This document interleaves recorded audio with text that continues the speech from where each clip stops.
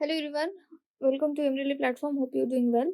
तो देखिए, हमारी ये क्लास नंबर 2 है सुप्रीम कोर्ट ऑफ इंडिया से रिलेटेड जो हम इंफॉर्मेटिव डेटा कलेक्ट कर रहे हैं उसके बारे में। देखो, कुछ इस तरह से टॉपिक्स हम डिस्कस करेंगे। History and important facts about supreme court of India, ठीक है। देन हम उसके बाद चीफ जस्टिस ऑफ इंडिया, पहले कौन था, अभी कौन है, सारी चीज़ें कैसे इम्प्लीमेंट होते हैं, कैसे अपॉइंटमेंट होती है, सारी चीज़ें हम डिस्कस करेंगे। देन हम डिस्कस करेंगे high courts and its benches. उसके बाद attorney general of India. Then आपका कुछ पोर्शन ऐसा है जैसे public interest litigation, right to information act, ये सारी चीज़ें। और किस तरह से सुप्रीम कोर्ट ऑफ इंडिया फैसले लेती है, कितने टाइप के फैसले होते हैं, क्यों वहाँ पे केसेस जाते हैं, कहीं और क्यों नहीं केसेस जाते, वो सारी चीज़ें हम वो डिस्कस करेंगे। रिट क्या होता है, ये सारी चीज़ें, ठीक है। ये सारी चीज़ें आपकी मिसलेनियस टॉपिक्स में आ जाएंगी। तो इतना सारा हमें करने के लिए कम से कम 10 से 15 क्लासेस लग जाएंगे। इसके बाद मैं स्टार्ट करूंगी आपका कंप्यूटर लिटरेसी, ठीक है, कंप्यूटर लिटरेसी। तो अभी तक चैनल को सब्सक्राइब नहीं किया है तो चैनल को सब्सक्राइब कर लेना, क्योंकि ये बहुत ही ज़्यादा इंपॉर्टेंट है। और आपके 50 जो मार्क्स है, ठीक है, 25 मार्क्स आपके जो है कंप्यूटर लिटरेसी के, और बाकी के 25 मार्क्स कंसिडर कर लो जीए में। तो आपको अगर 50 आउट ऑफ 50 लेना है तो बहुत बढ़िया प्रिपरेशन करनी पड़ेगी। जनरल अवेयरनेस की बात अगर करें आपको, तो हमारा जो है जनरल अवेयरनेस का कोर्स लॉन्च हो चुका है specially for junior court assistant exam के लिए, जिसमें हम Indian history, geography, biology, polity, static GK including current affairs पूरा पढ़ा रहे हैं। जिसमें देखो, स्टैटिक जीके कंप्लीट हो चुका है। 1 जुलाई को ये जो बैच है लॉन्च हो चुका था। 1 जुलाई से लेकर 10 जुलाई तक हमने स्टैटिक जीके कंप्लीट कर लिया, और जितना भी इंपॉर्टेंट करंट अफेयर है वो भी हमने कंप्लीट कर रखा है। तो अभी तक आपने मेरी इस कोर्स को इनरोल नहीं किया है तो इनरोल कर लेना। लिंक डिस्क्रिप्शन बॉक्स में दे दूंगी मेरा एंड्रॉइड एप्लीकेशन डाउनलोड करने की, प्ले स्टोर से डाउनलोड कर लेना। अब 11 जुलाई से जो है हिस्ट्री भी स्टार्ट हो चुका है। यहाँ पे एंशिएंट हिस्ट्री जो है हमने स्टार्ट कर दिया है। तो इतनी देर नहीं हुई है, सिर्फ एक सब्जेक्ट कंप्लीट हुआ है। जल्दी से जल्दी इसको इनरोल कर लीजिए। और ये पूरा जो हमने टाइम टेबल बना रखा है इसी हिसाब से क्लासेस वहाँ पे अपलोड हो रही है। 31 जुलाई तक आपका जनरल अवेयरनेस कंप्लीट हो जाएगा हमारे साथ। ओके, चलो, तो आज का जो हमारा टॉपिक है वो है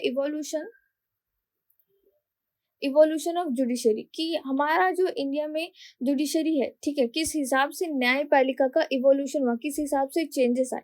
तो स्टार्टिंग में जब एंशिएंट इंडिया था, ठीक है, एंशिएंट इंडिया में सारी चीजें जो थी, जिस तरह से लॉ रेगुलेशन चलता था, वो पूरा का पूरा वेदास पे बिलोंग करता था, ठीक है। वेदास जो थे, ठीक है, जो हमारे वेद थे उसी से इंस्पायर्ड होके हमारा एंशिएंट लॉ चलते थे। इंस्पायर्ड बाय, ठीक है, ऐसा लिखो ना तो law of ancient India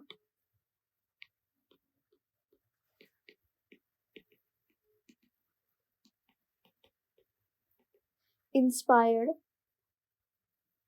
by Vedas,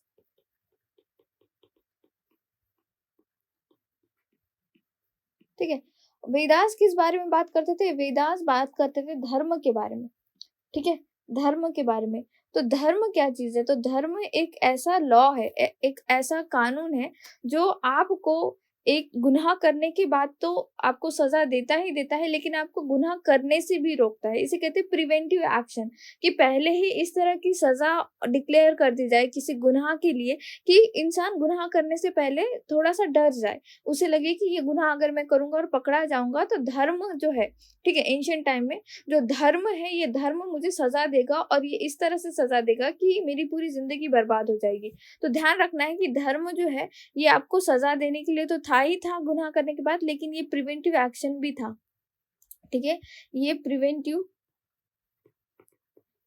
law भी था, प्रिवेंटिव कानून भी था, कि आप धर्मा के हिसाब से, अगर धर्मा में क्या था, धर्मा में आपको रूल ऑफ कंडक्ट, ठीक है, किस तरह से बिहेव करना है इसके बारे में बताया जाता था।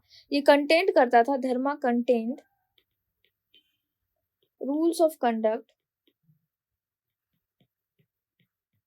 एंड राइट्स, ठीक है। और ये कहाँ पे कंपाइल किया गया था सारा धर्मा? ये धर्म सूत्राज में कंपाइल किया गया था, ठीक है। अगर आपको पूछा जाए कि ये कहाँ पे कंपाइल्ड किया गया था एवरीथिंग एंशिएंट इंडिया में, इट्स कंपाइल्ड इन धर्म सूत्रास।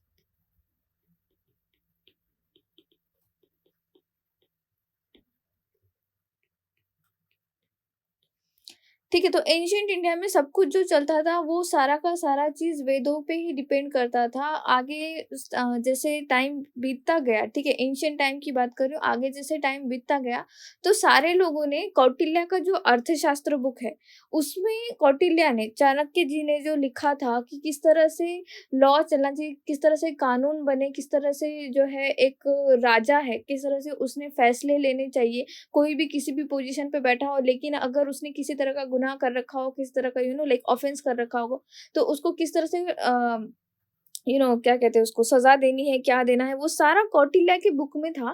कौटिल्य की बुक अर्थशास्त्र में, ठीक है? तो बाद में एंशिएंट टाइम में आते-आते क्या हुआ कि कौटिल्य की जो बुक थी अर्थशास्त्र, वो एक तरह से कॉन्स्टिट्यूशन की तरह काम करने लगी, एक तरह से कानून की किताब की तरह काम करने लगी और उसी हिसाब से लोगों ने उसी को एज़ अ रेफरेंस बुक मान के जो है बहुत सारे राजाओं ने अपना एक कॉन्स्टिट्यूशन बनाया था उसी बुक को मद्देनज़र रखते हुए और सारे लॉज़ जो है उसी के इर्द-गिर्द घूमते थे, ठीक है? तो कौटिल्य अर्थशास्त्र बुक और ये जो थे ये बेसिक थे हिंदूज़ लॉ के, ठीक है? These were the basic of Hindus law,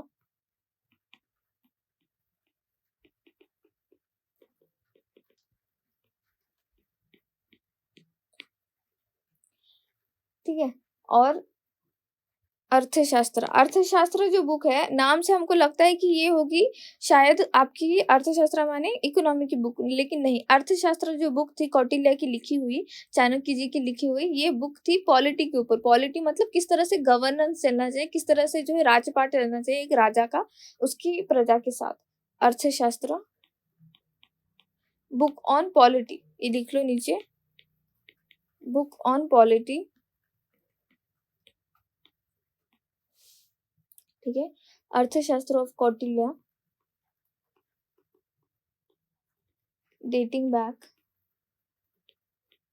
around 300 BC की बात हो रही है, ठीक है? 300 BC became the earliest document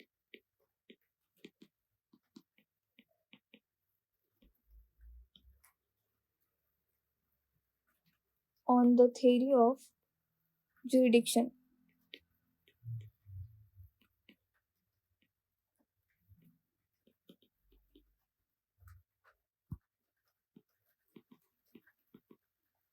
and part of practical governance.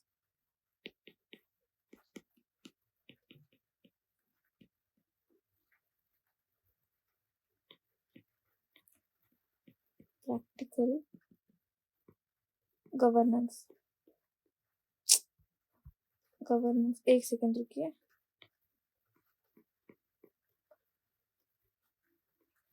अच्छा, बहुत सारे बच्चे मुझे पूछ रहे थे कि मैम नोट्स बनाना है नहीं, तो देखो नोट्स बना लो बिकॉज़ मेरी हैंडराइटिंग उतनी अच्छी नहीं है। जब भी मैं 2 काम करती हूँ, जैसे मैं अभी आपको समझा रही हूँ, पढ़ा रही हूँ और फिर साथ ही साथ मैं लिखती हूँ, तो मेरा दिमाग 2 काम कर रहा है। एक तो पूरी जो डेटा मैंने पढ़ रखा है उसको कलेक्ट करने का काम कर रहा है और आपको वो जो डेटा है उसको डिलीवर करने का काम कर रहा है। तो साथ ही साथ मैं बढ़िया तरीके से लिख नहीं पाती हूँ, ये मेरा थोड़ा-सा कमज़ोरी है।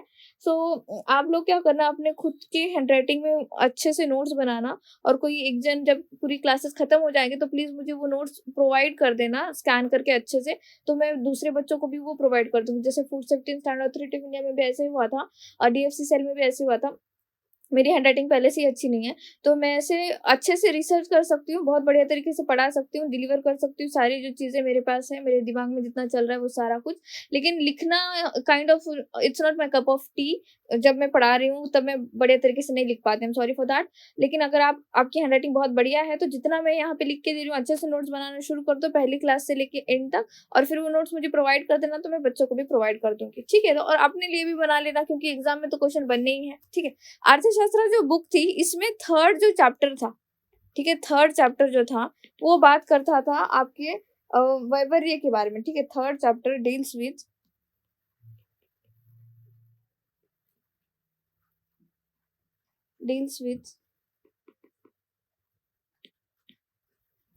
वैवर्य।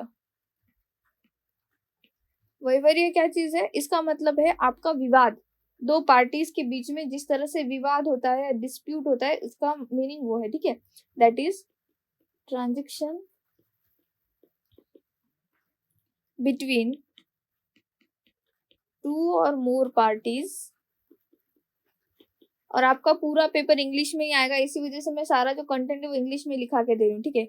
और विवाद और डिस्प्यूशन, ओके। तो ये सारी चीजें, तो एंशियंट इंडिया में लॉ का सोर्स क्या था, तो वेद, क्या था, वेद थे, वेदास थे, लॉज जो थे, कानून जो था उसका सोर्स क्या था, वेद। वेद किस पे डिपेंड किए थे, वेदों में क्या था, धर्म के बारे में। धर्म क्या चीज है, धर्म है आपकी प्रिवेंटिव लॉ। प्रिवेंटिव लॉ इस तरह से कि किसी तरह का कोई गुनाह कर रहे हैं तो उसको तो सजा मिलेगी, लेकिन करने से पहले आपको रोकने के लिए भी धर्म जो था एक तरह से आपको रूल ऑफ कंडक्ट बता रहा था, किस तरह से आपको बिहेव करना है, कैसे आपके आचरण होना चाहिए, ठीक है, ये सारी चीजें। और ये कहाँ पे कंपाइल किया गया था, ये धर्मसूत्राज में कंपाइल किया गया था। कहाँ पे, धर्मसूत्राज में कंपाइल किया गया। बाद में एंशियंट जो टाइम पीरियड है, ठीक है, वेदोस का जो टाइम पीरियड इवॉल्व हुआ, इवॉल्व होने के बाद अर्थशास्त्र जो कौटिल्य की बुक है, ठीक है, अर्थशास्त्र book on polity, sorry book on polity, जो कौटिल्य की बुक है वो एक्चुअल में एक तरह से कॉन्स्टिट्यूशन की तरह काम करने लगी। 300 BC के आसपास ये बुक एक तरह से कॉन्स्टिट्यूशन की तरह काम करने लगी थी पूरे इंडिया के लिए। और सारे लोग नॉर्दर्न इंडिया में तो स्पेशली सारे लोग जो है इस कौटिल्य की बुक को होली बुक की तरह मानते थे। राजा जो है इसी हिसाब से अपना पूरा आचरण रखते थे। मैंने एंशिएंट इंडिया में पढ़ा रखा है आप लोगों को, और उसमें किस तरह से बिहेव करना है, किस तरह से आपको आंसर देना है, वो सारी बातें यहाँ पे। आंसर क्या मतलब, किस तरह से सजा अगर कोई कर रहा है तो कोई राजा किस तरह से उस सजा को, गुनाह जो भी उसने गुनाह कर रखा है उसको किस तरह से सजा देनी है, उसके बारे में कौटिल्य के बुक में पूरा अच्छे से लिखा हुआ था, ठीक है। तो ये सारी चीजें हैं। और कौन से चैप्टर में अगर बहुत ही डिटेल में पूछना चाहे एग्जामिनर तो ध्यान रखना है 3rd चैप्टर, ठीक है। 3rd चैप्टर, किताब के 3rd चैप्टर में वैवर्य, वैवर्य का मतलब क्या है कि किस तरह से विवादों को मिटाना है, विवादों के बारे में बात रखी गई थी वहां पे।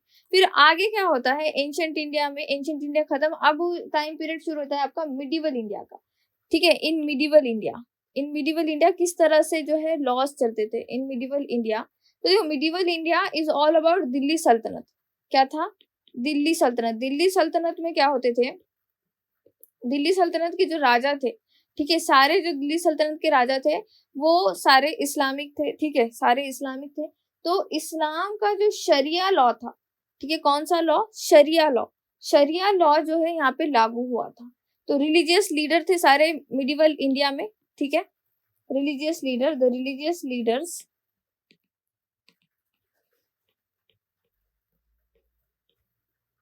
endeavor to transform Islam into a religion of law, ठीक है, लेकिन but as a custodian of justice, ठीक है, but as a custodian of justice. तो उन्होंने क्या किया कि जो इस्लामिक लॉज है, ठीक है, and the made the rule of sharia, and the rulers made the sharia. तो क्या किया उस टाइम पे मिडिवल इंडिया में, दिल्ली सल्तनत का जो था बोलबाला था, दिल्ली सल्तनत में सारे जो लीडर्स थे वो इस्लामिक लीडर्स थे, ठीक है, रिलीजियस लीडर्स थे सारे के सारे लोग, मौलवी का बहुत मानते थे वो लोग, ठीक है। तो यहाँ पे होता ये था कि इस्लाम को इन्होंने इंट्रोड्यूस करा दिया, लेकिन इंट्रोड्यूस इस तरह से कराया कि वो कस्टोडियन होगा, किसका कस्टोडियन होगा, जस्टिस का, न्याय के लिए वो एक तरह से कस्टोडियन का काम करेगा। और फिर उन्होंने बनाया शरिया law.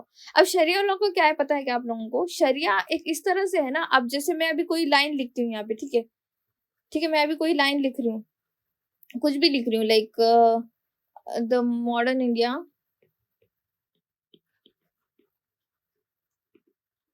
is best in its shape when M.K. Gandhi came, ठीक है, या फिर कुछ और लिख देती हूँ, best in shape when British gone, ठीक है। अब ये लाइन लिखी है मैंने, अब मैं पढ़ रही हूँ, मैंने कुछ अलग ही इंटरप्रिटेशन निकाला, मैंने ऐसे इंटरप्रिटेशन निकाला कि ब्रिटिश जाने के बाद जो है इंडिया का जो शेप है, ठीक है, इंडिया का जो शेप है वो बहुत बढ़िया बना। अब कोई और आ रहा है इसी लाइन को कुछ और इंटरप्रिटेशन निकाल रहा है कि ब्रिटिश, ठीक है, अंग्रेज जाने के बाद इंडिया जो है, इंडिया की हालत सही हुई, ठीक है, इंडिया की हालत सही हुई, इंडिया जो है वो अपने सही फॉर्म में आया। तीसरा इंसान आ रहा है और जिसको कुछ पता नहीं है, एकदम फिलोसॉफिकली डम है वो इंसान, और वो आके बोल रहा है अरे इंडिया का शेप चेंज हुआ, मतलब इंडिया पहले मोटा था फिर छोटा हुआ, ऐसे कुछ, उसको कुछ भी पता नहीं है। तो आप देख रहे हो कि एक लाइन का इंटरप्रिटेशन निकाल रहे अलग अलग लोग अपने अपने नॉलेज के हिसाब से। तो शरिया लॉ का यही एक थोड़ा सा प्रॉब्लम है कि शरिया जो लॉ है वो इस्लाम की होली बुक कुरान के ऊपर डिपेंड है, ठीक है। कुरान जो है वो माना जाता है अल्लाह के द्वारा लिखी गई है, लेकिन उसका जो इंटरप्रिटेशन है, जो मौलवीज इंटरप्रिटेशन निकालते हैं वो बहुत ही ज्यादा डिफरेंट निकालते हैं। हर एक मौलवी उसका इंटरप्रिटेशन अलग हिसाब से निकालता है कि कुछ भी लाइन लिखी गई हो वहां पे, तो उसका इंटरप्रिटेशन कुछ और भी निकाल दिया जाएगा और उस हिसाब से सजा भी दी जाएगी। जैसे अभी फिलहाल जहां पे मैं वीडियो बना रही हूँ, तो तालिबान जो आपका अफगानिस्तान है, वहां पे तालिबान पूरा का पूरा कब्जा कर चुका है, तो तालिबान ने वहां पे शरिया लॉ निकाला है। शरिया लॉ जो है वहां पे इम्प्लीमेंट किया है। शरिया लॉ के हिसाब से क्या होगा कि औरतों को, ठीक है, औरतों को पढ़ने लिखने की कोई भी आजादी नहीं है। औरतें अपने घर से बाहर नहीं जा सकती विदाउट एनीवन परमिशन और विदाउट अ गार्डियन। औरतें जो है लाइक एक आदमी 4-5 औरतों से शादी कर सकता है, ये शरिया लॉ में लिखा गया है। अब आप बोलोगे एक होली बुक ऑफ कुरान, उसमें ऐसा लिखा गया है कि देखो बुक में क्या लिखा गया है ये ना मैं जानती हूँ ना आप जानते हो, लाइक फॉर रियल, ठीक है। लेकिन जहां तक मुझे लगता है कि शरिया का जो इंटरप्रिटेशन निकाल रखा है इन मौलवियों ने, और अपने हिसाब से उनमें इंटरप्रिटेशन कर रखा है, और ऐसा हमेशा से चलता आ रहा है, एंशियंट टाइम से चलता आ रहा है। वेदों की जानकारी जब ब्राह्मणों को थी, तो उन्होंने उसका इंटरप्रिटेशन इस हिसाब से निकाला कि जो निचले जो नॉट लाइक, पहले देखो मैंने आप लोगों को एंशिएंट इंडिया में भी पढ़ा रखा है कि वेद जब ब्राह्मणों को पता थे, तो वेदों को ब्राह्मणों ने पढ़ के ऐसे इंटरप्रेट किया कि ब्राह्मणों का फायदा हो। उसी तरह से तो शरिया लॉ में भी ऐसा ही हुआ कि जो लोग इसके बारे में जानते थे, लाइक भगवान ने वो किताब लिखी है, ठीक है, भगवान ने वो किताब लिखी है, आप उस हिसाब से अगर लॉ भी बना रहे हो, तो आप क्या करोगे, आप अपने अपने आप को एक जगह रख के देखो कि आप आपका ही फायदा देखोगे, भले आपको पता है कि आप गलत कर रहे हो, बट यू नो लाइक कि at the end of the day आप आपका ही फायदा देखो। तो शरिया लॉ में ऐसा ही हुआ था जो एंशियंट टाइम में था, ठीक है, मिडिवल पीरियड में शरिया लॉ जब लागू किया गया था, तो इसमें होता ही था कि अल्टीमेटली डिसीजन कौन लेता था पता है आपको? काजी, ठीक है, काजी जो है डिसीजन लेता था, राजा सिर्फ देखता था बैठ के।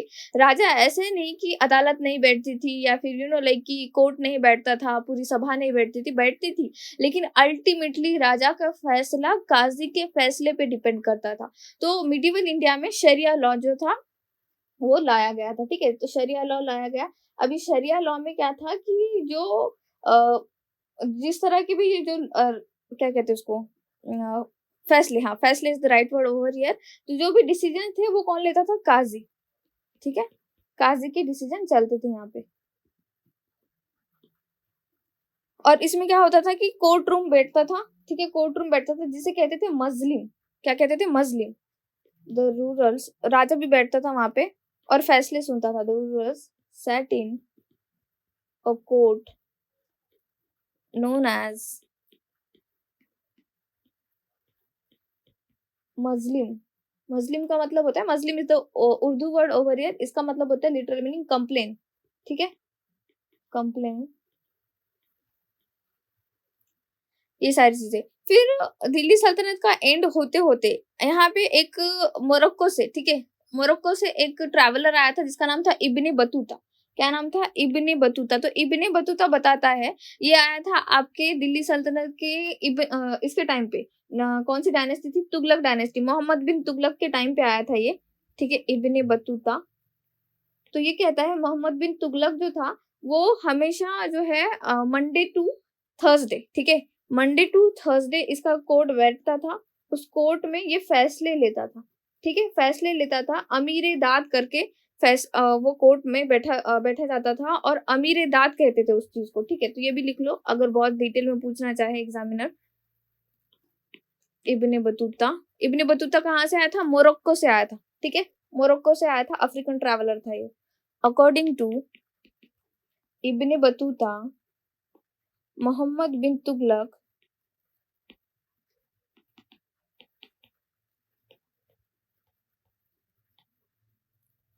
राजा था, ये तुगलक डायनेस्टी का, ruler of Tughlaq dynasty.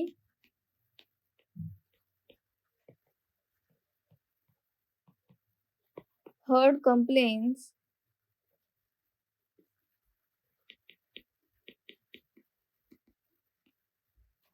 each Monday and Thursday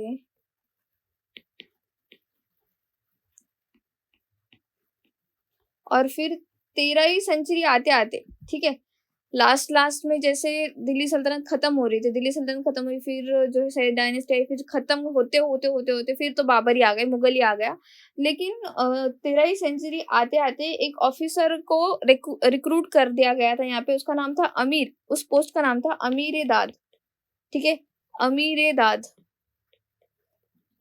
तो अमीर दाद क्या करता था कि अगर राजा अगर अब्सेंट है, ठीक है, राजा अगर अब्सेंट है तो इसके सामने एक तरह से कोर्ट आ जाता था, इसके सामने जो है फैसले लिए जाते थे, अमीर दाद सारी चीजें सुनता था, एक सिकुलर कोर्ट की तरह सुल्तान के अब्सेंस में अमीर दाद ही जो था वो फैसले लेता था, ठीक है, ऐसे समझो अमीर दाद क्या था, एक सिकुलर कोर्ट था, सिकुलर कोर्ट, सिकुलर कोर्ट इन सुल्तान्स अब्सेंस। कब की बात हो रही है, 13वीं सेंचुरी की बात हो रही है, 13 सेंचुरी की बात हो रही है, 13 सेंचुरी ऑनवर्ड्स ये सारी चीजें चलती थी। फिर बाद में तो देखो मुगल आए, 1526 में पानीपत की पहली लड़ाई हुई, ठीक है, पानीपत की पहली लड़ाई जब हुई, फर्स्ट वॉर ऑफ पानीपत, किसके किसके बीच में हुई पता है आपको, बाबर और इब्राहिम लोदी, बाबर वर्सेस इब्राहिम लोदी। और कौन जीता, ऑब्वियसली पानीपत की जितनी भी लड़ाई मुगलों के द्वारा लड़ी गई, दो ही वैसे, वो सारी जीती थी मुगलों ने, ठीक है, won by Babur and defeated Ibrahim Lodi. और फिर मुगल साम्राज्य यहाँ पे शुरू हो गया, इंडिया में जो है मुगल साम्राज्य शुरू हो गया। और मुगल साम्राज्य शुरू हो गया तो यहाँ पे क्या होता था, ठीक है, अच्छा ये जो काजी है, ये काजी से भी एक बहुत होशियार इंसान बैठता था, मुफ्ती कहते थे, ठीक है, मुफ्ती जो थे ये फतवास बिठाते थे, फतवा मतलब एक फॉर्मल लीगल एक कोर्ट की तरह, ठीक है। तो मुफ्ती जो थे वो एक्सपर्ट थे शरिया लॉ के, ये भी लिख लो, मुफ्तीज were experts of Shariah law. अगर किसी मामले में, ठीक है, काजी को भी समझ में नहीं आ रहा है क्या करना चाहिए, उसका भी इंटरप्रिटेशन नहीं बैठ रहा है, तो वो मुफ्ती के पास जाता था, क्योंकि मुफ्ती जो थे वो उनसे ज्यादा होशियार थे, ठीक है। मुफ्तीज वर एक्सपर्ट्स ऑन, लिखो, एक्सपर्ट्स ऑन शरिया लॉ।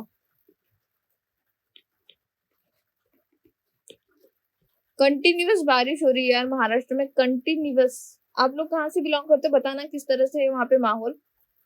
एंड गेव फतवास, ठीक है, फतवास क्या होता था, एक तरह से formal legal ruling, formal legal court ही समझो ये, ठीक है। आप लोगों ने सुन रखा होगा कभी कोई डिबेट वगैरह सुनना, तो वहां पे भी कहते हैं कि फतवा बैठ जाएगा, ऐसे हो जाएगा, वैसे हो जाएगा, जो नॉर्मल हमारे जो मीडिया है वहां पे सुनना आप लोग, डिबेट से ज्यादा वहां पे चिल्ला नहीं होता है, लेकिन मोस्टली आप लोगों ने वर्ड सुन रखे होंगे, फतवाज, मुफ्तीज, काजीज एंड ऑल, ठीक है।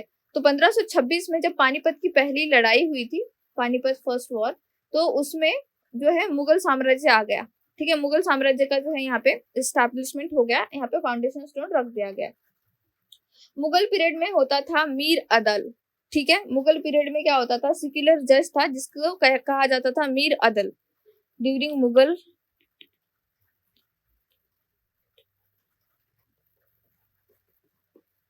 द सिकुलर जज, माना जाता है कि मुगल जो थे वो एक्चुअल में जस्टिस देने के लिए बहुत ज्यादा kind of they were like कि सिकुलर राजा सारे के सारे, उनको फाउंटेन ऑफ जस्टिस भी कहा जाता था सारे मुगल राजाओं को, ठीक है। इवन जो आपका औरंगजेब है, जो लास्ट जो मुगल एम्परर है, वो भी माना जाता है कि वो जस्टिस देने में आगे पीछे नहीं देखता था, वो हमेशा से जो भी जो भी विक्टिम है उसको हमेशा से जस्टिस देने का वो काम करता था, like every Raja of Mughal सल्तनत। इसी वजह से मुगल सल्तनत को फाउंटेन ऑफ जस्टिस भी माना जाता है, ठीक है। During Mughal period the secular जज वाज नोन एज मीर अदल, ठीक है, मीर अदली सारे जो है पर्शियन वर्ड्स है एक्चुअल में, क्योंकि इस्लाम जो था पहले देखो इस्लाम पूरा का पूरा पर्शियन लॉ से इन्फ्लुएंस होके बना है, ठीक है। पर्शियन जो राजा थे, पर्शियन राजा अपने आप को बहुत ही सुपीरियर मानते थे, और हर एक इस्लामिक राजा पर्शियन राजा की तरह ही बिहेव करना चाहता था। उसमें देखो मैंने आप लोगों को एंशिएंट इंडिया में पढ़ा रखा है, दिल्ली सल्तनत में ही पढ़ा रखा है मैंने। आप अच्छे से पढ़ लेना वो चीजें कि कितना ज्यादा इन्फ्लुएंस हो रखा है। मुगल सल्तनत का आधे से ज्यादा लिटरेचर पर्शियन लैंग्वेज में ही लिखा गया है, ठीक है। आधे से ज्यादा लिटरेचर पर्शियन लैंग्वेज में लिखा गया है, क्यों? क्योंकि ये लोग बहुत ज्यादा इन्फ्लुएंस थे पर्शियन लैंग्वेज से, ठीक है। मीर अदल तो ये क्या करता था कि जो एम्परर है, ठीक है, राजा के बिहाफ पे एक तरह से ये एक्ट करता था एज अ जज, ठीक है। जो फैसला होता था वो अल्टीमेटली राजा का ही होता था, लेकिन फैसले सुनाता था राजा इसको, और फिर ये बिहाफ पे एक्ट करता था जज। जज को क्यों बिठाया जाता है? जज को इसीलिए बिठाया जाता है कि वो फैसला सुनाए। तो फैसला तो अल्टीमेटली राजा के हाथ में, लेकिन राजा इसको बता देता था मीर अदल को, और फिर मीर अदल पूरे जो भी कोर्ट बैठा है उसको वहां पे जो है एक तरह से ये सारी चीजें इम्प्लीमेंट करता था कि भाई ये फैसला लिया गया है अलमाइटी के द्वारा। अलमाइटी मतलब राजा के द्वारा, ठीक है। और फिर यहाँ पे क्या हुआ कि काजी का डिसीजन भी आने लगा बाद में, ठीक है। काजी का डिसीजन मैं आपको सच बताऊं कब से शुरू हुआ, ये शुरू हुआ था औरंगजेब के टाइम से। औरंगजेब को आलमगीर कहा जाता था, जिंदा पीर कहा जाता था। और औरंगजेब एक्सट्रीमली लाइक वो बहुत ही ज्यादा इस्लामिक कट्टर माना जाता है, ठीक है। इस्लामिक कट्टर माना जाता है, भले वो जस्टिस देने में आगे पीछे नहीं देखता था, लेकिन वो इस्लामिक कट्टर माना जाता था। तो उसी के टाइम पीरियड से काजीज के डिसीजन भी कंसिडर करने जो है शुरू होने लगे, ठीक है। काजीज decision were considered,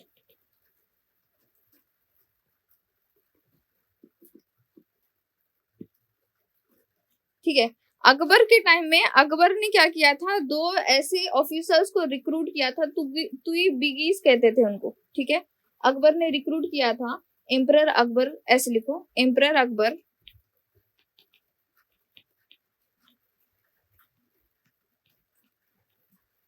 also appointed two officers called तुई बिगीज, अजीब सा है नहीं नाम, तुई बिगीज, to supervise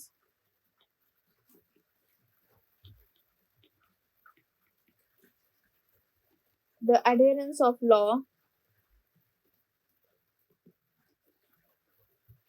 adherence to the law and इनको थोड़ी सी ऐसी सैलरी दी जाती थी, ठीक है। And fix his salary, something amount, nominal amount fix कर दिया गया था इनको, ठीक है। तो तू ये रहने दो, एडेंडेंस ऑफ लॉ। तो ये क्या करता था, एम्परर अकबर ने दो ऐसे लोगों को, ऑफिसर्स को अपॉइंट कर दिया गया था। तो ये बिगीज करके नाम था इनका उस पोस्ट का।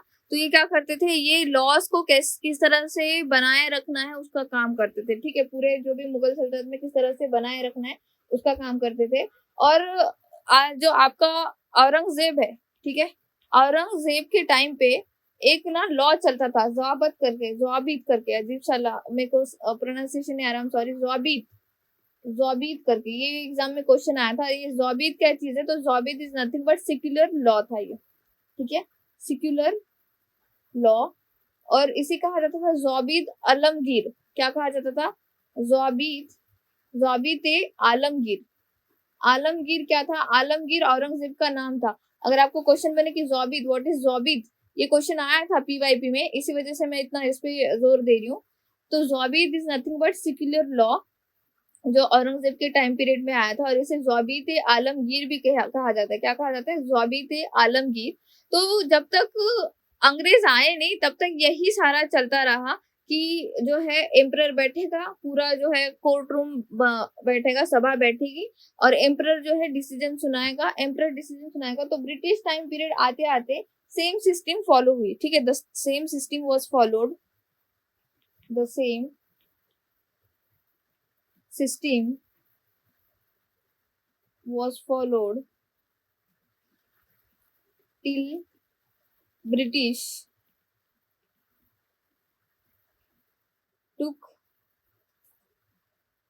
till British took over the power of India. और ऐसा नहीं कि जैसे मतलब लाइक कि ब्रिटिश आए तो उन्होंने चेंजेस किए, नो। ब्रिटिश एक्चुअली उन्होंने भी पर्शियन लैंग्वेज सीखी, उन्होंने देखा कि किस तरह से लॉज चलते हैं और उसी हिसाब से 70 सालों तक, पता है कि 1700 में 1708 के आसपास जो है 1707 के आसपास आपका औरंगजेब की मौत हुई। फिर वहां से शुरू हुआ एक्चुअल में अंग्रेजों का यहाँ पे एक तरह से इस्टेब्लिशमेंट होना, ठीक है, इस्टेब्लिशमेंट होना। और जो इन्विजन हुआ था उस तरह से, इन्विजन किस तरह से हुआ था, पहले पोर्तुगीज आए थे, फिर डच आए, फिर आपके अंग्रेज आए और फिर आपके फ्रेंच आए। ऐसे नहीं कि अंग्रेज ही सबसे पहले आकर बैठे, नो, पहले पोर्तुगीज, डच, अंग्रेज, फिर फ्रेंच। ये था इन्विजन का पीरियड, ठीक है, ये था इन्विजन का सीक्वेंस। तो जब अंग्रेज आए थे उन्होंने पर्शियन लैंग्वेज को बहुत बढ़िया तरीके से सीखा, उन्होंने पर्शियन लॉज को सीखा और उसी तरह से वो लोग इम्प्लीमेंट करते गए। क्योंकि अचानक कोई भी चेंज होना किसी के लिए भी बहुत ज्यादा डिफिकल्ट हो जाता है। लेकिन अगर कोई लोग है यहाँ पे, सोचो, आप खुद ही सोचो कि आप जी रहे हो 1500 1700 के आसपास, आप वहां पे हो, ठीक है, 1700 सेंचुरी आप वहां पे मौजूद हो और आपको पता है कि डिसीजन कैसे लेते हैं, मुगल एरा में डिसीजन कैसे लिए जाते हैं। और अचानक से कोई अंग्रेज आकर वो अपने हिसाब से अगर वहां पे कोर्ट रूम बिठा रहा है, अपने हिसाब से वहां पे फैसले दे रहा है, तो क्या आप उन फैसलों को मानोगे? नहीं मानोगे।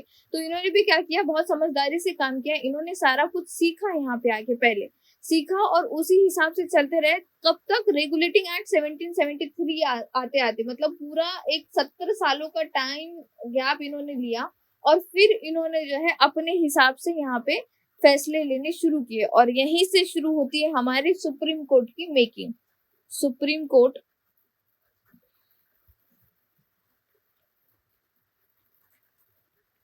इन मेकिंग, ठीक है, सुप्रीम कोर्ट इन मेकिंग। तो यहाँ पे क्या हुआ कि मुगल सल्तनत का जो बोलबाला था यहाँ पे खत्म होना शुरू हुआ। यहाँ पे एक एक्ट आया, regulating act 1773, regulating act 1773, regulating act 1773 जो है ये एक्चुअल में बच्चों ऐसा हुआ था कि जो यहाँ पे कंपनी आई थी, ईस्ट इंडिया कंपनी, वो बहुत ही ज्यादा पावरफुल हो रही थी, ठीक है, बहुत ज्यादा पावरफुल हो रही थी, अपनी मनमानी हरकतों से जो है यहाँ पे एक तरह से अत्याचार कर रही थी लोगों पे। और अगर कंटिन्यूअस अगर आप अत्याचार करोगे किसी के ऊपर तो डेफिनेटली यहाँ पे विरोध होगा। तो विरोध हो रहा था, जब विरोध हो रहा था तो जो ब्रिटिश गवर्नमेंट है, ठीक है, जो ब्रिटिश की गवर्नमेंट है, ब्रिटेन की गवर्नमेंट, वो सोचने लगी कि किस तरह से हम बदलाव लेकर आए कि यहाँ के लोग शांत हो जाए, किसी भी तरह का विरोध ना हो। तो ब्रिटिश गवर्नमेंट ने दिमाग लगाया, उन्होंने रेगुलेटिंग एक्ट लेकर आए और रेगुलेटिंग एक्ट के तहत जो है जो कंपनीज के पावर है वो धीरे धीरे धीरे धीरे कम होने लगे, ठीक है, धीरे धीरे कम होने लगे। यहाँ पे रेगुलेटिंग एक्ट 1773 कहता है कि सुप्रीम कोर्ट होना चाहिए इंडिया में। क्या होना चाहिए? सुप्रीम कोर्ट होने चाहिए इंडिया में। और जो रेगुलेटिंग एक्ट 1773 है ब्रिटिश पार्लियामेंट में पास हुआ, तब कौन राजा था? तो वहां पे राजा था किंग ऑफ इंग्लैंड, ठीक है, किंग ऑफ इंग्लैंड। इसने क्या किया, इस्टेब्लिशमेंट करो सुप्रीम कोर्ट ऑफ इंडिया की बात रखी वहां पे, ठीक है, by the king of England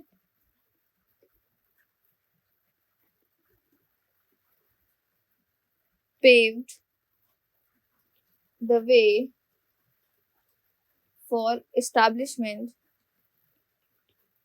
of the Supreme Court of India।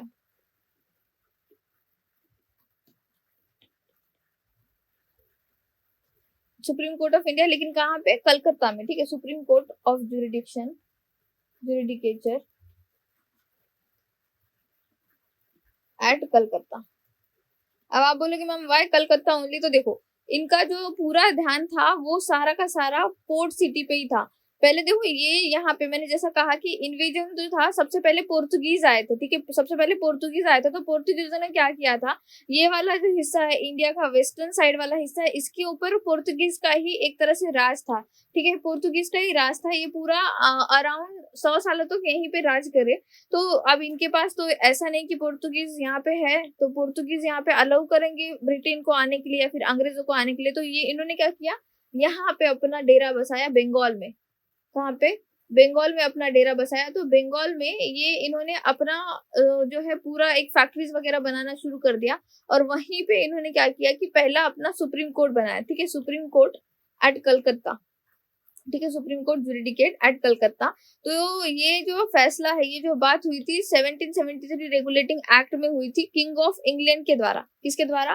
King of England के द्वारा। और किंग ऑफ इंग्लैंड के द्वारा ये बात रखी गई। इसके बाद एक्चुअली 1 साल के बाद 26 मार्च 1774 को supreme court of judicature at Calcutta जो है इस्टेब्लिश हुई थी। ये भी डेट लिख लो, ठीक है। ऑन 26 मार्च 1774,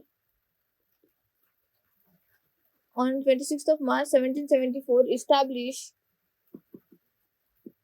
the Supreme Court of Judicature at Calcutta. क्या यहाँ पे सिर्फ कलकत्ता के ही सारे फैसले सुनाए जाएंगे या फिर कलकत्ता के ही जितना एरिया है उतना ही पावर होगा इस सुप्रीम कोर्ट को? तो नहीं, एक्चुअल में जो सुप्रीम कोर्ट थी कलकत्ता की, उसमें यहाँ पे जो है फैसले सुनाए जा रहे थे। यहाँ का बंगाल का तो पूरा एरिया, ठीक है, बंगाल का तो पूरा एरिया, यहाँ पे जितना भी प्रॉब्लम आएगा, जितने क्राइम्स होंगे, किस तरह से कोई अगर नाराज है, सारी चीजें, किसी तरह का कोई रिकॉर्ड रखना है, वो सारी चीजें तो बंगाल में तो ऑब्वियसली कलकत्ता का सारा जो भी फैसले सुनाए जाएंगे बंगाल के, वो कलकत्ता के ही सुप्रीम कोर्ट में सुनाए जाएंगे।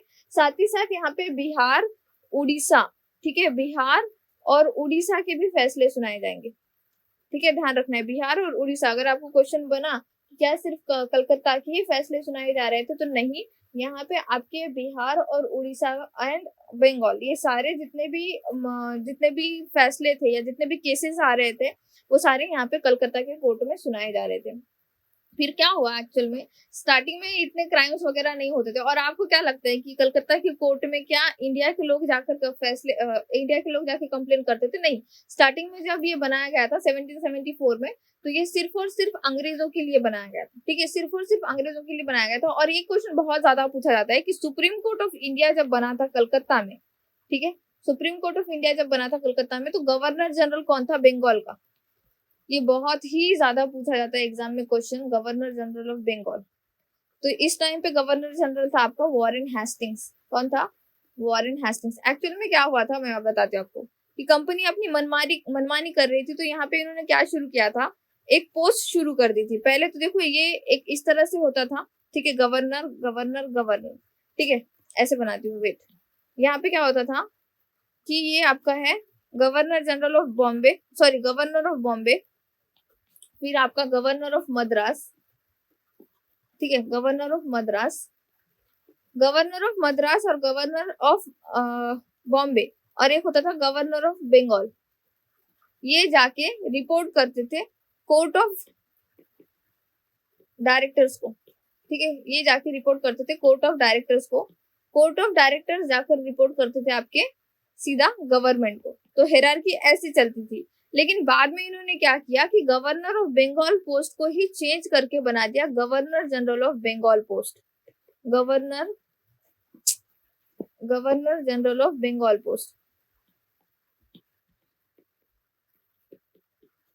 Governor general of Bengal post. और इस पोस्ट में ऐसा हुआ कि बॉम्बे का गवर्नर रिपोर्ट करेगा बंगाल के गवर्नर को, और मद्रास का गवर्नर रिपोर्ट करेगा बंगाल के गवर्नर को, और ये जाके सीधा रिपोर्ट करेंगे कोर्ट ऑफ डायरेक्टर्स को, और कोर्ट ऑफ डायरेक्टर्स के ऊपर बिठाए गए बोर्ड ऑफ मेंबर को, ठीक है, बोर्ड ऑफ मेंबर्स को, और फिर बोर्ड ऑफ मेंबर जो है वो जाके रिपोर्ट करेंगे गवर्नमेंट को। तो इस तरह से हायरार्की बिठाई गई। तभी ये क्वेश्चन बनता है कि जो रेगुलेटिंग एक्ट 1773 था, ठीक है, रेगुलेटिंग एक्ट 1773 था, उसको इम्प्लीमेंट कौन से गवर्नर जनरल ने किया? तो ये भी याद रखना है, ये इसको भी इम्प्लीमेंट किया था आपके वॉरेन हेस्टिंग ने। वॉरेन हेस्टिंग एक्चुअल में पहला गवर्नर जनरल था आपके कलकत्ता का, ठीक है। Warren Hastings was the first governor general of Bengal, first governor general of Bengal। और इसी पोस्ट को आगे जाके गवर्नर जनरल ऑफ इंडिया किया, फिर वॉइसराय किया, ठीक है। तो इस तरह से इसी पोस्ट को उन्होंने एक तरह से प्रमोशन करते गए। अगर आपको एग्जाम में क्वेश्चन बनाना है तो डेफिनेटली ये क्वेश्चन बनेगा कि सुप्रीम कोर्ट ऑफ इंडिया जो है, जो कलकत्ता में बसी थी पहली बार, उसको बसाने में कौन से गवर्नर जनरल का हाथ था? तो याद रखना है वॉरेन हेस्टिंग का हाथ था, ठीक है, वॉरेन हेस्टिंग का हाथ था। अब जब सुप्रीम कोर्ट ऑफ कलकत्ता बैठी, ठीक है, तो ऐसा था कि इनको लगा कि काम थोड़ा-सा कम ही होगा, तो एक जो है बिहार, बंगाल, उड़ीसा ये इतना ही इनके हाथ में था उस टाइम पीरियड तक। तो उन्होंने इस इतने ही फैसले सुनाए। फिर बाद में ये लोग बहुत एक्सपांड करने लगे, दक्कन साइड चले गए, फिर मद्रास साइड चले गए। अब मद्रास, दक्कन ये पूरा एरिया अगर आपको हैंडल करना है, तो क्या एक कलकत्ता वाली कोर्ट हैंडल कर पाएगी ये सारे मामले? नहीं, फिर इनका काम बढ़ गया। काम बढ़ गया तो इन्होंने 2 और सुप्रीम कोर्ट बनाए। एक बनाया बॉम्बे का और एक बनाया मद्रास का। ठीक है, मद्रास एंड बॉम्बे, यहाँ पे इन्होंने जो है इस्टेब्लिश कर दिए सुप्रीम कोर्ट। जो आपकी ये जो सुप्रीम कोर्ट बने थे, ये बने थे किंग जॉर्ज 3 के टाइम पे। कब बने थे? किंग जॉर्ज 3, ये भी लिख लो, यहाँ पे लिख लेते हैं, ऐसे इसको यहाँ पे लिख लें। ओके, ठीक है। द सुप्रीम कोर्ट जो थी बॉम्बे और मद्रास की, establish by king George 3, king George 3, ये बहुत इंपॉर्टेंट है, ध्यान रखना है। किंग जॉर्ज 3 के टाइम पे ये जो है सुप्रीम कोर्ट बने थे मद्रास और बॉम्बे के। मद्रास वाली जो बनी थी वो बनी थी 26 दिसंबर 1800 में। ठीक है, 26 दिसंबर 1800 में। और जो आपकी बॉम्बे वाली बनी थी वो बनी थी 8 दिसंबर 1823 में। ठीक है, एग्जाम में इसका डेट भी पूछा जा सकता है, तो ध्यान रखना है। 1823 में बॉम्बे वाली बनी, ठीक है, बॉम्बे वाली बनी। और जो आपका मद्रास वाला सुप्रीम कोर्ट बना वो बना आपका 26 दिसंबर 1800 में। तो 3 सुप्रीम कोर्ट बन गए इंडिया में। ठीक है, कितने बन गए? 3 सुप्रीम कोर्ट बन गए इंडिया में। फिर एक एक्ट आता है आपका 1861 का act, the India high court act 1861। The India high court act 1861।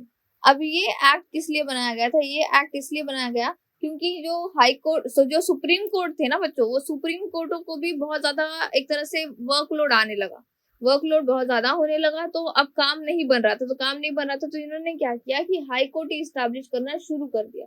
ठीक है, अलग अलग प्रोविंसेस में हाई कोर्ट बनाना शुरू कर दिया। पहले तो स्टार्टिंग में सिर्फ 3 ही कोर्ट थे, बॉम्बे वाला, मद्रास वाला और बंगाल वाला, मतलब कलकत्ता वाला।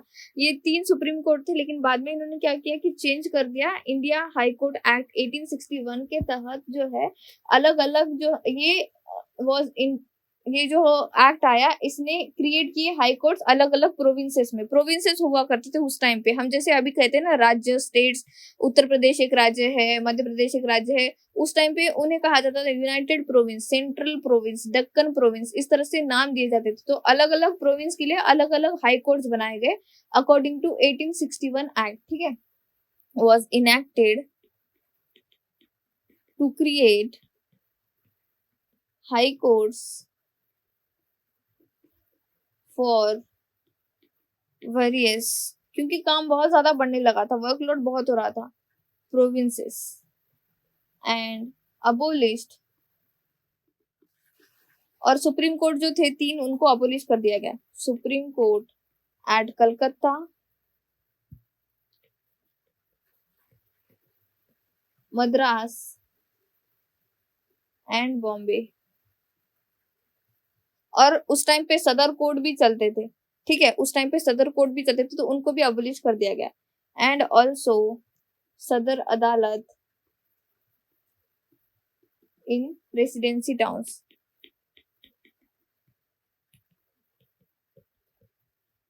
ठीक है, और जो हाई कोर्ट्स थे, ठीक है, जो हाई कोर्ट्स थे, ये हाई कोर्ट्स एक तरह से बन गए सुप्रीम कोर्ट की तरह ही। ठीक है, ये जो हाई कोर्ट है वो एक तरह से बन गए उस प्रोविंस के सुप्रीम कोर्ट की तरह ही। लेकिन कब तक? जब तक फेडरल कोर्ट नहीं बनी। ठीक है, जब तक फेडरल कोर्ट नहीं बनी, तो एक तरह से आप समझो कि हाई कोर्ट्स थे। ठीक है, हाई कोर्ट्स थे, तो हाई कोर्ट्स का फैसला आखिरी फैसला माना जाता था। लेकिन इनके ऊपर बिठाने के लिए एक आ गई थी फेडरल कोर्ट। ठीक है, जिस तरह से अभी हमारा क्या है कि बहुत सारे हाई कोर्ट्स है, हर एक स्टेट में हाई कोर्ट्स है। लेकिन हम फैसला अगर मानना चाहे, अगर कहीं किसी हाई कोर्ट में, सपोज महाराष्ट्र के हाई कोर्ट में आपको फैसला मिला और आप उससे खुश नहीं हो, तो आप कहाँ जाओगे, कहाँ पे अपील करोगे? सुप्रीम कोर्ट में अपील करोगे। तो उसी तरह से हुआ था उस टाइम पीरियड में। हाई कोर्ट्स बने, हाई कोर्ट्स एक तरह से सुप्रीम कोर्ट की तरह ही काम कर रहे थे वहां के लेवल पे। उतने लेवल पे हाई कोर्ट का फैसला आखिरी फैसला माना जा रहा था। कब तक? जब तक आपका जो फेडरल कोर्ट है उसका एस्टैब्लिशमेंट नहीं हुआ। और फेडरल कोर्ट का एस्टैब्लिशमेंट हुआ था आपके 1935 एक्ट के तहत। इंडिया का जो 1935 का एक्ट आया था, गवर्नमेंट ऑफ इंडिया 1935 एक्ट, उसमें फेडरल कोर्ट का इस्टेब्लिशमेंट की बात हुई थी। मैंने क्लास नंबर 1 में आपको ये बता रखा था, ठीक है। So this high courts had the distinction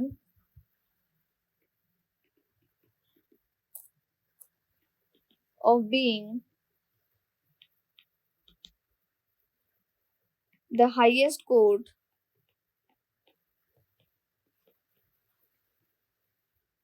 for all the cases till the creation of Federal Court of India, till the creation of Federal Court of India। और अभी अगर आप सुप्रीम कोर्ट कहो तो वो एक्चुअल में फेडरल कोर्ट का ही एक एडवांस वर्जन है, ठीक है। Federal court of India under the government of India act, under the government of India act 1935, ठीक है। तो ये बहुत ही ज्यादा इंपॉर्टेंट एक्ट है, गवर्नमेंट ऑफ इंडिया एक्ट 1935। इसी एक्ट के तहत फेडरल कोर्ट बनाया गया था, ठीक है। फेडरल कोर्ट ऑफ इंडिया बनाया गया। फेडरल कोर्ट ऑफ इंडिया एक तरह से सारे हाई कोर्ट्स को जो है मैनेज कर रहा था, ठीक है। ये जो था हाईएस्ट अथॉरिटी, तो फेडरल कोर्ट जो था वो एक तरह से समझो कि किसी प्रोविंस में, ठीक है, किसी प्रोविंस में किसी तरह से कुछ फैसले लिए जा रहे हो और वो सही फैसले नहीं हो रहे, तो हाई कोर्ट्स को लताड़ने के लिए फेडरल कोर्ट बनाए गए थे, ठीक है। तो ये भी लिख लो, the federal court had jurisdictions to solve disputes between provinces and federal states, and here appeal against high courts, ठीक है, against jurisdictions as per judgment of high courts, judgments from high courts।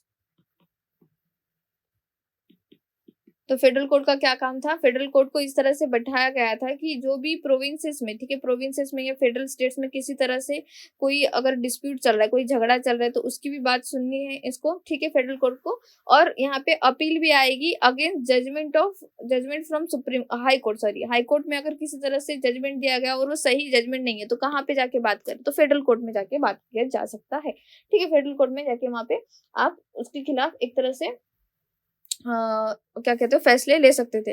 ये कब तक चला? जब तक आपका India independent नहीं हुआ। तो जब तक हमारा इंडिया इंडिपेंडेंट नहीं हुआ तब तक फेडरल कोर्ट ही था जो चला, लाइक अराउंड 1947 तक, ठीक है, 1947 तक जो चला। और फेडरल कोर्ट कहाँ बैठा था? चेंबर ऑफ प्रिंसेस में बैठा था।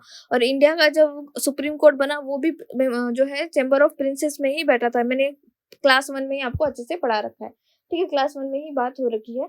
तो हम जब आजाद हुए, ठीक है, और हमारा जब कॉन्स्टिट्यूशन अडॉप्ट किया गया और फिर इन्फोर्स कर दिया गया, कब? 26 ऑफ जैन 1950 को, ठीक है, 26 ऑफ जैन 1950 को ही वहां पे बात रखी गई सुप्रीम कोर्ट ऑफ इंडिया की। और हमारी जो पहली सिटिंग हुई थी 28 ऑफ जैन 1950 को हमारा सुप्रीम कोर्ट ऑफ इंडिया बना। कहाँ पे बना? चेंबर ऑफ प्रिंसेस में। और हमारे जो पहले जस्टिस थे, chief justice of India Harilal J Kania ji, ठीक है, इन्होंने सिटिंग लगाई वहां पे, पहले सिटिंग बनी। और फिर जो है रियल में हमारा जो है सुप्रीम कोर्ट ऑफ इंडिया बना। तो ये पूरा जो था सुप्रीम कोर्ट का इवोल्यूशन था।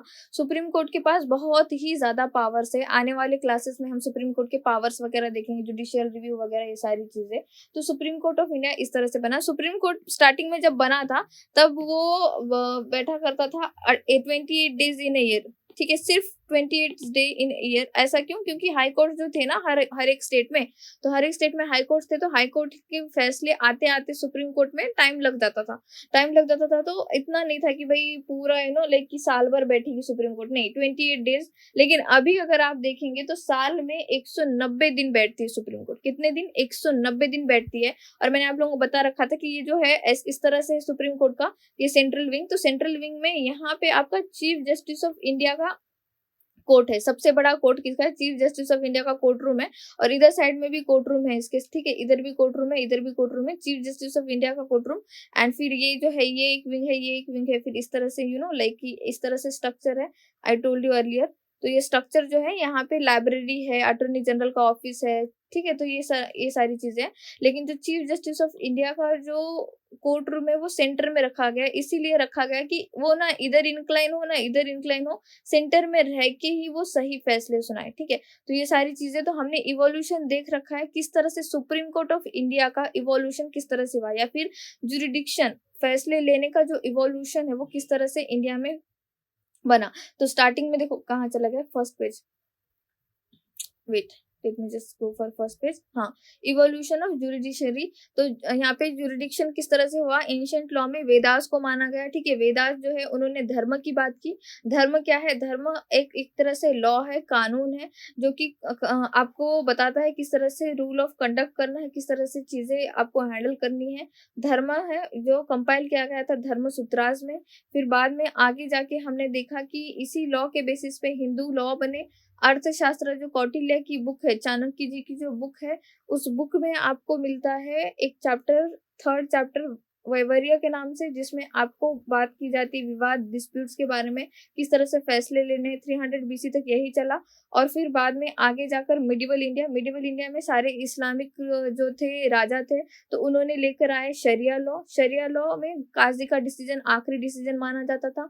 आगे चलकर जो है यहाँ पे इब्ने बतूता, दिल्ली सल्तनत की बात हो रही है यहाँ पे, ठीक है। इब्ने बतूता आया था आपकी जो इब्ने बतूता आया था मोहम्मद बिन तुगलक के टाइम पीरियड में, ठीक है। उसने भी कहा था कि यहाँ पे शरिया लॉ ही चलता है। शरिया लॉ चला था आपका अराउंड, देखो शरिया लॉ का जो एक्सपर्ट था उसे मुफ्ती कहते थे, ठीक है। अगर कहीं किसी फैसले में काजी को भी समझ नहीं आ रहा क्या किया जाए, तो मुफ्ती का फैसला आखिरी फैसला होता था। फिर 1526 में पानीपत की पहली लड़ाई हुई, बाबर आया, इब्राहिम लोदी को हरा के, और मुगल सल्तनत आ गई। मुगल सल्तनत कब तक थी? जब तक अंग्रेज नहीं आए तब तक, ठीक है। तो मुगल सल्तनत जब आई, तो ये जो है मुगल सल्तनत कहा जाता है फाउंटेन ऑफ जस्टिस। तो मुगल सल्तनत में फैसले सही सुनाए जाते थे, ऐसे माना जाता है। वहां पर भी काजी का डिसीजन आखिरी डिसीजन माना जाता था, लेकिन राजा उसके कान में जाके कहता था और फिर आखिरी डिसीजन होता था। इस तरह की चीजें हैं यहाँ पे। और एक है ज़्वाबीत करके, ज़्वाबीत कुछ नहीं, सेक्युलर लॉ है, ये एक लॉ का फॉर्मेट है। ज़्वाबीत आलमगीर करके औरंगजेब के टाइम पीरियड में आया था। और ये फॉलो कब तक किया गया शरिया लॉ का फॉलो? जब तक आपके अंग्रेज नहीं आए, ठीक है। जब अंग्रेज आए तो उन्होंने फिर सुप्रीम कोर्ट का बनाना जो है मेकिंग शुरू हुई अंग्रेजों के टाइम में। रेगुलेटिंग एक्ट 1773 बहुत ही ज्यादा इंपॉर्टेंट है। उस टाइम पे गवर्नर जनरल था वॉरेन हेस्टिंग्स। ये जो रेगुलेटिंग एक्ट है 1773 किंग ऑफ इंग्लैंड के टाइम पे पास हुआ। इसमें जो है सुप्रीम कोर्ट बनाने की बात रखी गई, कहाँ पे? कलकत्ता में।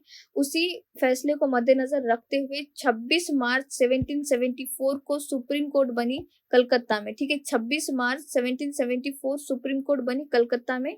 उस कोर्ट का काम कलकत्ता जो है बंगाल के ही फैसले नहीं सुनाना था, उसका काम था आपका बंगाल, बिहार और उड़ीसा के फैसले सुनाना, ठीक है। बंगाल, बिहार और उड़ीसा के फैसले सुनाना। सुप्रीम कोर्ट कलकत्ता में जब बैठी थी, जब वॉरेन हेस्टिंग जो था पहला गवर्नर जनरल बंगाल का था, ठीक है। फिर बाद में किंग जॉर्ज 3 के टाइम पे 2 और सुप्रीम कोर्ट बने। एक बना आपका बॉम्बे का, दूसरा बना आपका मद्रास का। पहले बना मद्रास का 26 दिसंबर 1800 में, और बॉम्बे का बना 8 दिसंबर 1823 में, ठीक है। फिर बाद में एक एक्ट आया, इंडिया हाई कोर्ट एक्ट 1861, ठीक है। The India high court act 1861। तो इस एक्ट के तहत जितने भी सुप्रीम कोर्ट बने थे, कितने बने थे? 3 ही तो बने थे। उनको अबोलिश कर दिया गया। सदर अदालत भी हुआ करती थी, उनको भी अबोलिश कर दिया गया, और बनाए गए हाई कोर्ट्स। हाई कोर्ट्स बनाए गए अलग अलग प्रोविंसेस के लिए, क्योंकि काम बहुत ज्यादा बढ़ गया था। तो प्रोविंसेस के लिए हाई कोर्ट जब बनाए गए तो अबोलिश कर दिया। कलकत्ता, मद्रास और बॉम्बे वाले जो आपके सुप्रीम कोर्ट है उनको अबोलिश कर दिया गया। लेकिन अब हो यूं रहा था कि हाई कोर्ट के भी फैसले आखिरी फैसले माने जा रहे थे, और कहीं कहीं जजमेंट भी गलत हो रही थी हाई कोर्ट की। तो अब ये जजमेंट गलत हो रही, तो क्या किया जाए? तो एक एक्ट आया आपका गवर्नमेंट ऑफ इंडिया एक्ट 1935, और इस एक्ट के तहत फेडरल कोर्ट ऑफ इंडिया बनाया गया। फेडरल कोर्ट ऑफ इंडिया में क्या हुआ कि फेडरल कोर्ट एक तरह से सुप्रीम कोर्ट की तरह ही काम करने लगा, मतलब हाई कोर्टों का कोर्ट फेडरल कोर्ट, ऐसे समझो। और हाई कोर्ट के जो फैसले होते थे, जो जजमेंट एक्चुअल में सही नहीं होते थे, उसके लिए आप अपील कर सकते थे फेडरल कोर्ट में। ये सारी चीज़ें चलती गई कब तक 26 जनवरी 1950 हमारा मतलब 1946 7 तक सॉरी जब तक हम 15 अगस्त 1947 तक चला ये सारी चीज़ें। फिर बाद में हमने जो हमारा संविधान है वो पूरी तरीके से इन्फोर्स किया 26 जनवरी 1950 को और तब बात की गई सुप्रीम कोर्ट ऑफ इंडिया बनाने की और 28 जनवरी 1950 को हमारी पहली सिटिंग होती है सुप्रीम कोर्ट ऑफ इंडिया की। कहाँ पे? चेंबर ऑफ प्रिंसेस में। Harilal ji Kania chief justice of India बनते हैं, पहले चीफ जस्टिस ऑफ इंडिया और जो है सुप्रीम कोर्ट बैठती है। और अब जो है सुप्रीम कोर्ट किस तरह से काम करती है? ऑब्वियसली सेम उसी तरह से ब्रिटिश टाइम में जो पीरियड चलता था, मतलब जो ब्रिटेन जो अंग्रेजों का टाइम पीरियड था, जिस तरह से वहाँ पे काम चलते थे कि हाई कोर्ट होंगे हर एक प्रोविंस में और फिर हाई कोर्ट के फैसले अगर सही नहीं होंगे, कुछ ऐसे बड़े-बड़े फैसले हैं जो हाई कोर्ट भी हैंडल नहीं कर सकता, तो वो फैसले कहाँ जाएँगे? सुप्रीम कोर्ट में जाएँगे।